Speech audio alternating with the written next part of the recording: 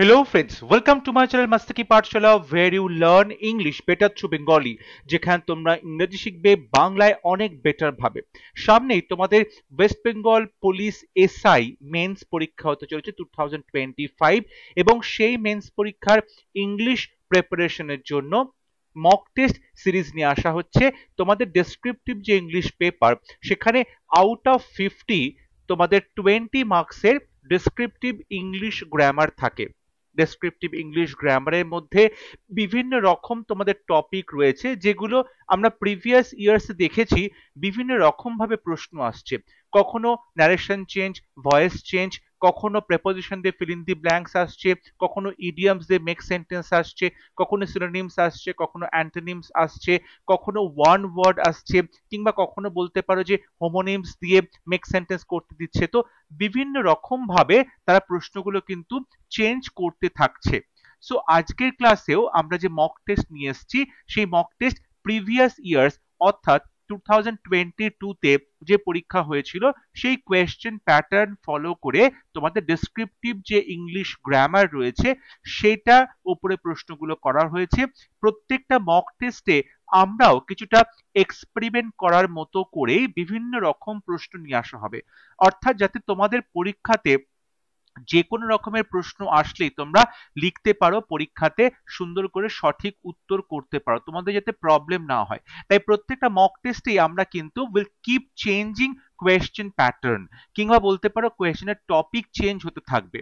অবশ্যই সেটা সিলেবাসকে মাথায় রেখেই প্রশ্নগুলো করা হবে। আশা করছি তোমরা যারা বারবার রিকোয়েস্ট করছিলে এসআই এর মেন্স এর পরীক্ষার জন্য প্রিপারেশনের জন্য মক টেস্ট সিরিজ বা বিভিন্ন ক্লাসেস নিয়ে আসতে, আশা করি তারা অবশ্যই ক্লাসেসগুলো মন দিয়ে তোমরা দেখবে, বাড়িতে প্র্যাকটিস করবে এবং তোমরা অবশ্যই তোমাদের আনসার কমেন্টে লিখে আমাকে পাঠাতে পারো। তাহলে শুরু করছি আজকের mock test. First question, make sentences with the following words to differentiate them in meaning from each other. অর্থাৎ দুটো করে শব্দ দেওয়া আছে প্রত্যেকটা প্রশ্নে, বলা হয়েছে সেই শব্দগুলোর মধ্যে ডিফারেন্সিয়েট করতে, পার্থক্য করার জন্য, তাদের মিনিংটা যে ডিফারেন্ট সেটা বোঝানোর জন্য দুটো করে সেন্টেন্স তৈরি করতে বলা হয়েছে। ফার্স্ট কোয়েশ্চেন, কর্ড আর কর্ড, একটা সিওআরডি একটা সিএইচওআরডি। দেখো সিওআরডি, এই কর্ড মানে হচ্ছে দড়ি বা রোপ বলতে পারো, দড়ি বা রোপ বলতে পারো। তো এটা দিয়ে তোমাকে একটা মেক সেন্টেন্স লিখতে হবে। আমরা খুব সিম্পলি বলতে পারি যে কাট দ্য কর্ড, আমরা সিম্পল প্রেজেন্ট টেন্সেই বলছি imperative sentence, cut the cord অর্থাৎ দড়িটা কেটে দাও। দড়িটা কাটা হবে কিসের দ্বারা? With a knife. With a knife, cut the cord with a knife অর্থাৎ ছুরি দিয়ে দড়িটা কেটে দাও। এইটা একটা সেন্টেন্স। এখানে কিন্তু তোমরা সিম্পল প্রেজেন্ট টেন্স বা যে কোনো টেন্স ব্যবহার করতে পারো তোমাদের পছন্দ অনুযায়ী, তবে দেখবে গ্রামার যাতে ভুল না হয়, কারণ গ্রামার ভুল হলে অবশ্যই তোমাদের পরীক্ষায় নাম্বার কাটবে। আর এর মানেগুলো এখানে কোথাও লিখতে বলেনি যে এর মিনিংটা ডিফারেন্ট ডিফারেন্ট লেখো, বাট আমার মনে হয় যে যেহেতু তুমি মিনিং ডিফারেন্সিয়েট করছো তাই ব্র্যাকেটের মধ্যে লিখে দিলে বেশি ভালো হবে। সো কর্ডের মানে এখানে রোপ লেখা হয়েছে। এরপরে আসছে সিএইচওআরডি, কর্ড। দেখো যারা গিটার প্র্যাকটিস করো বা বিভিন্ন ইনস্ট্রুমেন্ট বাজাও তারা কিন্তু কর্ড সম্পর্কে খুব ভালো মতো জানো, যে তিনটে বা তার বেশি মিউজিক্যাল নোট যখন একসাথে বাজানো হচ্ছে তখন তাকে কর্ড বলা হয়। বিভিন্ন রকম কর্ড তার নোটেশন রয়েছে। সো এক্ষেত্রে কর্ড মানে আমরা বলতে পারি যে three or more musical notes played at the same time, একই সময়ে যখন তিন বা তার বেশি নোট একই সাথে বাজানো হচ্ছে তখন তাকে বলা হয় কর্ড। এবার এটাতে যদি মেক সেন্টেন্স করতে হয় লিখতে পারো যে শি স্ট্রামড, স্ট্রাম করেছে মানে বাজিয়েছে, একসাথে বাজিয়েছে, শি স্ট্রামড এ ফিউ, বেশ কিছু কর্ডস, এটা প্লুরাল হবে, আ ফিউটা প্লুরাল হবে, তাহলে কর্ডস এখানে আমরা পাস্ট টেন্স ব্যবহার করছি। She strummed a few chords on her guitar, গিটারে সে কি করছে বেশ কয়েকটা কর্ড বাজালো। ঠিক আছে, শি স্ট্রাম, এখানে গিটারের যেহেতু স্ট্রিং আছে, তার দেওয়া থাকে, সেই তারের উপর যখন বাজানো হচ্ছে তখন তাকে স্ট্রামিং বলা হয়। So she strummed a few chords on her guitar। এরকম ভাবে তোমরা সেন্টেন্সটা লিখতে পারো। তোমরা চাইলে তোমাদের আনসার আমাকে অবশ্যই কমেন্টে পাঠাতে পারো, আমি আমার সময় মতো সেগুলো কারেকশন করে দেবো। তাহলে ফার্স্ট কোয়েশ্চেন ছিল কর্ড এবং কর্ড এই দুটোর মধ্যে পার্থক্য। পরবর্তী প্রশ্ন fair, F A I R, আর একটা F A R E, fair. দেখো F A I R, fair মানে একটা, অবশ্যই তোমরা জানো যে ফর্সা রং যাকে বলে, তাই তো, একটা কমপ্লেক্সনকে বোঝানো হচ্ছে, গায়ের যে কালার তাকে বোঝানো হচ্ছে যে ফেয়ার, মানে একটা পরিষ্কার বা ফর্সা।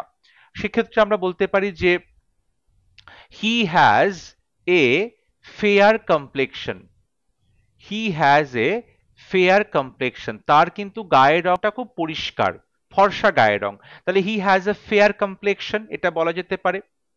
আবার দেখো ফেয়ার দিয়ে কিন্তু আরো একটা মানে রয়েছে, তোমরা যে কোনো একটা মানে অবশ্যই পরীক্ষাতে লিখবে, সবকটা লেখার দরকার নেই।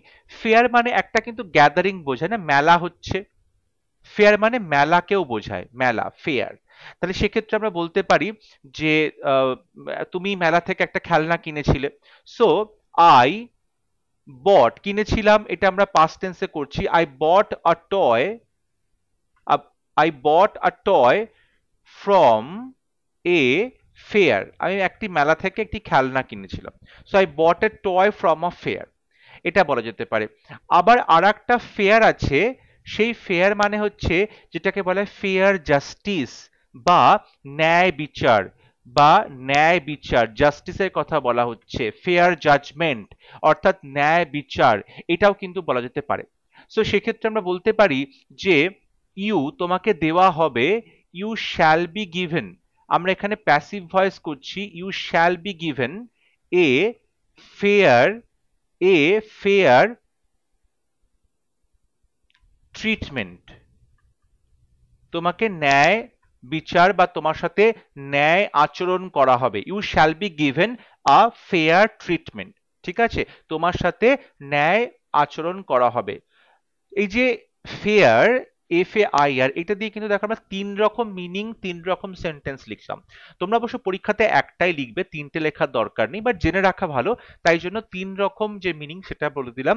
একটা হচ্ছে কমপ্লেক্সন গায়ের রং, যেটাকে ফর্সা বলা হয়, একটা ফেয়ার মানে গ্যাদারিং বা মেলা বাংলায় বলা হয়, আর একটা এ ফেয়ার, ফেয়ার মানে হচ্ছে ন্যায়, ঠিক আছে, বা সাম্য, জাস্টিস, ওকে, সেটা বোঝানো হচ্ছে। So you shall be given a fair treatment, তোমার সাথে ন্যায় আচরণ করা হবে। পরবর্তী যে ফেয়ার রয়েছে, বানান দেখো F A R E, fair, F A R E fair মানে এটা হচ্ছে ভাড়া।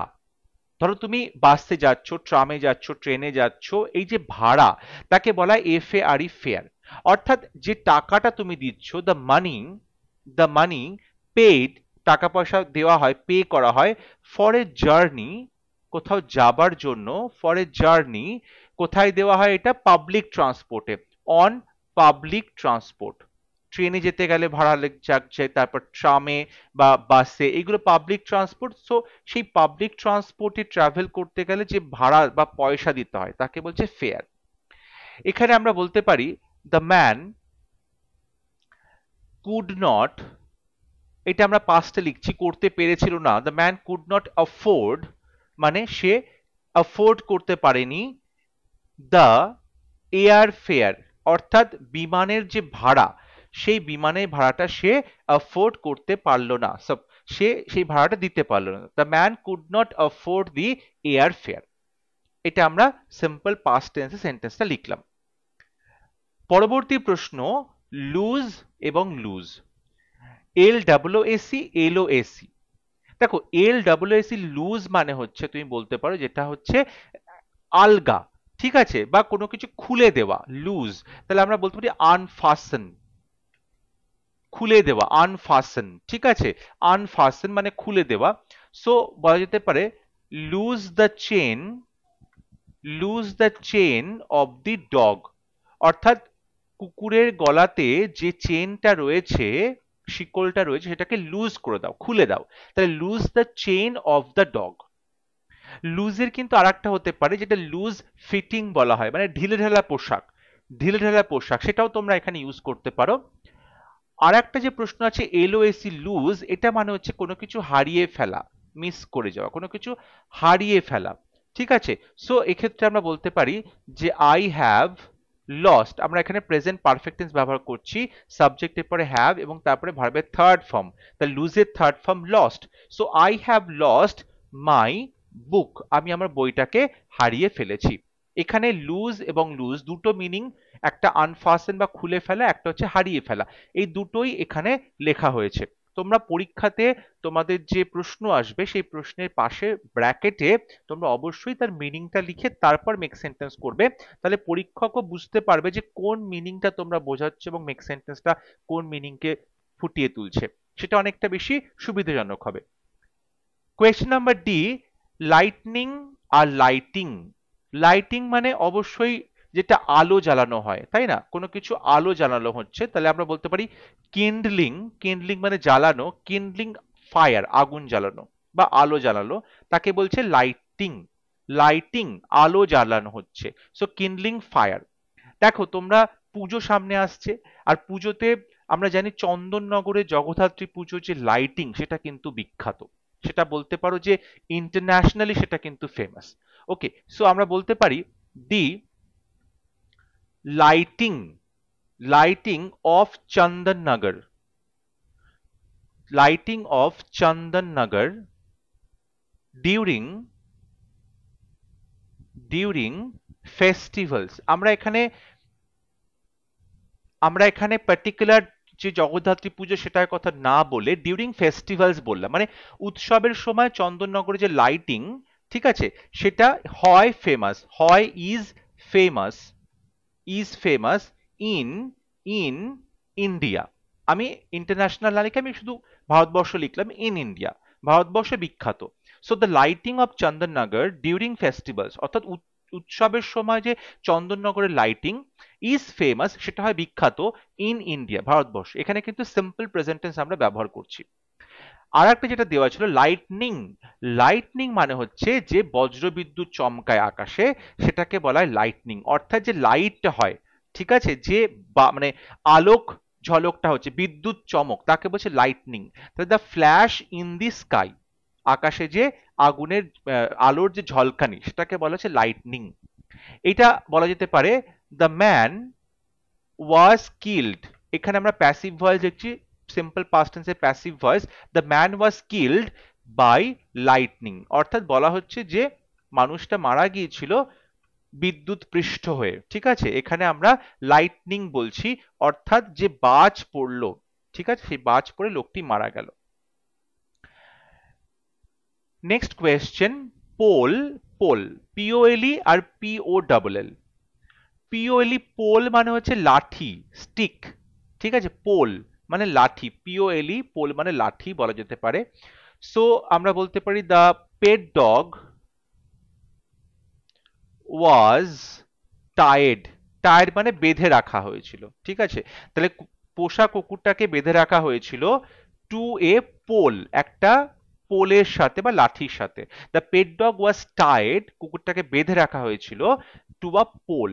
দেখো পোল মানে তোমরা বলতে পারো নর্থ পোল, সাউথ পোল, উত্তর মেরু দক্ষিণ মেরু, তোমরা সেটাও বলতে পারো যে পৃথিবীর দুটো পোলস আছে, একটা নর্থ পোল একটা সাউথ পোল, কিংবা এটাও বলতে পারো যে সাউথ পোল সবসময় বরফে ঢাকা থাকে, সেটাও বলা যেতে পারে। সো এরকম কিন্তু একটা শব্দের বিভিন্ন রকম মিনিং তোমরা লিখতে পারো, অবশ্যই একটা একটা করে লিখবে, অনেকগুলো লেখার প্রয়োজন নেই।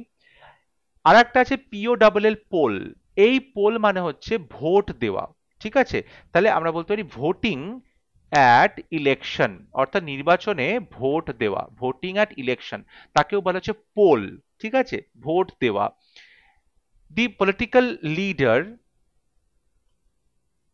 এই যে রাজনৈতিক নেতাটি, the political leader got the, পেয়েছিলেন, got the highest, highest, highest votes, got the highest votes at the poll, নির্বাচনে, নির্বাচনে তিনি সব থেকে বেশি সংখ্যক ভোট পেয়েছিলেন, এই পলিটিক্যাল লিডার নির্বাচনে সব থেকে বেশি ভোট পেয়েছিলেন, এখানে আমরা সিম্পল পাস্ট টেন্স ব্যবহার করলাম। তাহলে পিওএলই পোল আর পিওডব্লিউএল এই দুটোর পার্থক্য অর্থের দিক থেকে কি ডিফারেন্ট, সেটা কিন্তু ডিফারেন্স রয়েছে, সেটা কিন্তু খুব ভালো মতো মেক সেন্টেন্সের মাধ্যমে বোঝানো হলো। চলে যাচ্ছি পরবর্তী প্রশ্নে write the antonyms of the following ওয়ার্ডস। যে শব্দগুলো দেওয়া আছে সেই শব্দগুলোর অ্যান্টোনিমস বা বিপরীত শব্দ লিখতে হবে। অবশ্যই একটা করে বিপরীত শব্দ লেখা হবে। অনার, অনার মানে সম্মান, অনার মানে সম্মান, যেটা সোজা অ্যান্টোনিম সেটা ডিসঅনার। সামনে একটা ডিস বসিয়ে দেবে, তুমি এখানে একটা প্রিফিক্স বসিয়ে দিচ্ছ, সো ডিসঅনার, অসম্মান হয়ে গেল। আর একটা লেখা যেতে পারে শেম বা লজ্জা, শেম বা লজ্জা। সো অনারের অ্যান্টোনিম বা বিপরীত শব্দ ডিসঅনার কিংবা শেম, তোমাদের একটাই লিখতে হবে পরীক্ষাতে। Next question, knowledge. নলেজ মানে জ্ঞান, জ্ঞান না থাকাটা মানে হচ্ছে অজ্ঞতা, জ্ঞান না থাকাটা মানে হচ্ছে অজ্ঞতা, সেক্ষেত্রে বলা যেতে পারে ইগনোরেন্স, ইগনোরেন্স। তোমরা একটু খেয়াল রাখবে যখন তোমরা এই যে অ্যান্টোনিম বা সিনোনিমস লিখবে তখন তোমাদের প্রশ্নে দেওয়া যে শব্দটা আছে সেই শব্দটা কোন পার্টস অফ স্পিচে দেওয়া আছে সেইটা মেনটেন করে তোমাদেরকে নিজেদের আনসার লিখতে হবে। ধরো এখানে দেওয়া আছে অনার, এটা সম্মান, এটা ভার্ব হিসেবে ব্যবহার করা হতে পারে, নাউন হিসেবে ব্যবহার করা হতে পারে, তো তুমিও সেভাবেই কিন্তু লিখবে। দেখো শেম করাটা আমরা এটা নাউন শেম, আবার ডিসঅনার করা এটা কিন্তু ভার্ব হতে পারে আবার নাউনও হতে পারে, সো দুরকম ভাবেই এখানে লেখা হয়েছে। নলেজ কিন্তু নাউন, নলেজ কিন্তু নাউন, তেমনি ইগনোরেন্স এটাও দেখো নাউন ফর্ম লেখা হয়েছে। অর্থাৎ প্রশ্নে তোমাদের যে পার্টস অফ স্পিচের শব্দগুলো দেবে তোমাদের সেই পার্টস অফ স্পিচে আনসার লিখতে হবে। এরপরে বলছে ন্যাচারাল, ন্যাচারাল এটা অবশ্যই একটা অ্যাডজেক্টিভ, ন্যাচারাল এটা কিন্তু অ্যাডজেক্টিভ হিসেবে ব্যবহৃত হতে পারে। ওকে, সো সেক্ষেত্রে আমরা এটাকে অ্যাডজেক্টিভই এটা অ্যান্টোনিম হিসেবে লিখবো, সেটা হচ্ছে আনন্যাচারাল। ন্যাচারালের আগে আন বসালে, প্রিফিক্স বসালে সেটা বিপরীত শব্দ হয়ে যায় আনন্যাচারাল, মানে যেটা প্রাকৃতিক বলছে সেটা অপ্রাকৃতিক বলা হচ্ছে, মানে প্রাকৃতিক নয় আনন্যাচারাল বলা হচ্ছে। কিংবা আমরা কৃত্রিম যেটা বলতে পারি সেটা হচ্ছে আর্টিফিশিয়াল, আর্টিফিশিয়াল অর্থাৎ কৃত্রিম, আর্টিফিশিয়াল। ঠিক আছে, নেক্সট শব্দ হচ্ছে পারসুয়েড, এটা ভার্ভ, কাউকে পারসুয়েড করা, রাজি করানো, এটা হচ্ছে ভার্ভ। তাহলে এটা অপোজিট কি হবে? কাউকে অরাজি করানো যেটা হচ্ছে যে বলতে পারো অনিচ্ছুক, এটা তৈরি করা, তাহলে ডিসুয়েড হবে, DISSUADE, ডিসুয়েড। পারসুয়েড মানে কাউকে রাজি করানো, আর তার অপোজিট হচ্ছে ডিসুয়েড, DISSUADE, ডিসুয়েড। নেক্সট রিজেক্ট, কাউকে প্রত্যাখ্যান করে দেওয়া, রিজেক্ট করে দেওয়া। ঠিক আছে, তাহলে এটার অপোজিট হবে অ্যাকসেপ্ট করা, কোনো কিছুকে গ্রহণ করা, কিংবা তোমরা এটা বলতে পারো গ্র্যান্ড করা। ঠিক আছে, কিংবা তোমরা এখানে অ্যালাউ করাও বলতে পারো, কিংবা তোমরা পারমিট করাও বলতে পারো, সবই কিন্তু আমি ভার্ভ ফর্ম লিখছি কারণ রিজেক্টটা হচ্ছে ভার্ভ ফর্ম, তাই তোমাকে ভার্ভ ফর্মেই সমস্ত উত্তরগুলো লিখতে হবে। Next sentence, question number 3, substitute the following phrases by a single word that best illustrates its meaning। এখানে ওয়ান ওয়ার্ড সাবস্টিটিউশন লিখতে বলা হয়েছে OWS গুলো। First question, one who believes in god, যিনি ভগবানে বিশ্বাস করে, যিনি ভগবানে বিশ্বাস করে। তোমাদের 2022 সালে যে প্রশ্ন এসেছিল সেখানে ঠিক অপোজিটটা দিয়েছিল যে one who does not believe in god, যে ভগবানে বিশ্বাস করে তাকে বলা হয় থিইস্ট, THEIST, থিইস্ট মানে যে ভগবানে বিশ্বাস করে। আর যে ভগবানে বিশ্বাস করে না সামনে একটা এ বসিয়ে দিলেই হয়ে যাবে অথেইস্ট, মানে এটা বিপরীত হয়ে গেল অর্থাৎ নাস্তিক। তাহলে থিইস্ট মানে হচ্ছে আস্তিক আর থেইস্ট মানে নাস্তিক, এখানে থিইস্ট তোমাদের লিখতে হবে। কোয়েশ্চন নাম্বার বি বলছে incapable of being tired. Incapable মানে হচ্ছে অসমর্থ হওয়া, বিইং টায়ার্ড অর্থাৎ ক্লান্ত না হওয়া, মানে যে ক্লান্ত হতে পারে না, কখনোই সে ক্লান্ত হয় না, কখনোই সে ক্লান্ত হয় না, তাকে কি বলা হয়? দেখো ক্লান্তি, ক্লান্তি মানে হচ্ছে ফেটিগ, তাহলে যে ক্লান্ত হয় তাকে ফেটিগেবল বলা যেতে পারে, ফেটিগেবল ক্লান্ত হয়। ওকে, এবার হচ্ছে ক্লান্ত হয় না, তার মানে এখানে আছে ডিফ্যাটিগেবল ক্লান্ত না হওয়া, আর ইনকেপেবল তাহলে ইনডিফ্যাটিগেবল, শব্দটা হচ্ছে ইনডিফ্যাটিগেবল অর্থাৎ যে কখনোই ক্লান্ত হয় না, ক্লান্ত হতে পারে না। ঠিক আছে, সো ইনডিফ্যাটিগেবল, সে ইনকেপেবল অসমর্থ, সে ক্লান্ত হতে পারে না, ইনডিফ্যাটিগেবল। Question number C, one living his native country কেউ নিজের দেশ ছেড়ে চলে যাচ্ছে টু সেটেল ইন অ্যানাদার, অন্য দেশে চিরস্থায়ীভাবে বসবাস করবার জন্য। তাহলে নিজের দেশ ছেড়ে যখন কেউ অন্য দেশে চলে গিয়ে বসবাস শুরু করে তখন তাকে কি বলা হয়? তখন তাকে বলা হয় এমিগ্রান্ট। তখন তাকে বলা হয় এমিগ্রান্ট, অর্থাৎ যে নিজের দেশ থেকে অন্য দেশে চলে যাচ্ছে। সাপোজ তুমি ইন্ডিয়া থেকে চলে যাচ্ছ ইউএসএ তে, আমেরিকাতে চলে যাচ্ছ, ঠিক আছে? সো তুমি যখন ইন্ডিয়া থেকে আমেরিকায় চলে যাবে তখন তোমার বন্ধু বান্ধব, তোমার বাড়ির লোকজন সবাই তোমাকে এমিগ্রান্ট বলবে, ঠিক আছে? আর যখন তুমি বাইরেতে গিয়ে বসবাস শুরু করলে, আমেরিকাতে গিয়ে বসবাস শুরু করলে, তখন ওখানকার লোক তোমাকে বলবে ইমিগ্রান্ট, ঠিক আছে? সো এই এমিগ্রান্ট এবং ইমিগ্রান্ট খুব পরীক্ষাতে আসে, তাই তোমরা ভালো করে কনসেপ্টটা ক্লিয়ার রাখো যাতে তোমাদের পরীক্ষায় অসুবিধা না হয়। Next question, speaking or writing many language, many languages, অনেক ভাষায় কথা বলতে পারে, ভাষা লিখতে পারে, ভাষা জানে, তাকে কি বলা হয়? তাকে অনেকগুলো ভাষায় কথা বলা হচ্ছে গ্লট, এবং সেখান থেকে পলিগ্লট, যেহেতু অনেকগুলো ভাষা, পলি মানে অনেকগুলো, গ্লট মানে হচ্ছে তোমার কথা বলা। সো পলিগ্লট মানে অনেকগুলো ভাষায় যে কথা বলতে পারে, লিখতে পারে, তাকে বলা হয় পলিগ্লট।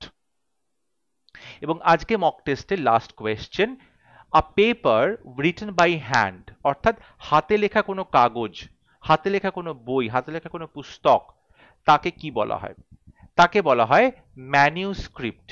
তাকে বলা হয় ম্যানিউস্ক্রিপ্ট। স্ক্রিপ্ট মানে কোনো কিছু লেখাকে বোঝাচ্ছে, আর ম্যানিউস্ক্রিপ্ট মানে নিজের হাতে লেখা, কারোর হাতে লেখা, তাকে বলে ম্যানিউস্ক্রিপ্ট। টাইপ করা নয়, ঠিক আছে, কম্পিউটারে লেখা নয়, এটা হচ্ছে ম্যানিউস্ক্রিপ্ট, নিজে হাতে লিখছে। সো সঠিক উত্তর হবে ম্যানিউস্ক্রিপ্ট। তাহলে আজকে আশা করব তোমাদের WBPSI যে মক টেস্টে ফার্স্ট ক্লাসটা নেওয়া হলো তোমাদের অবশ্যই ভালো লেগেছে।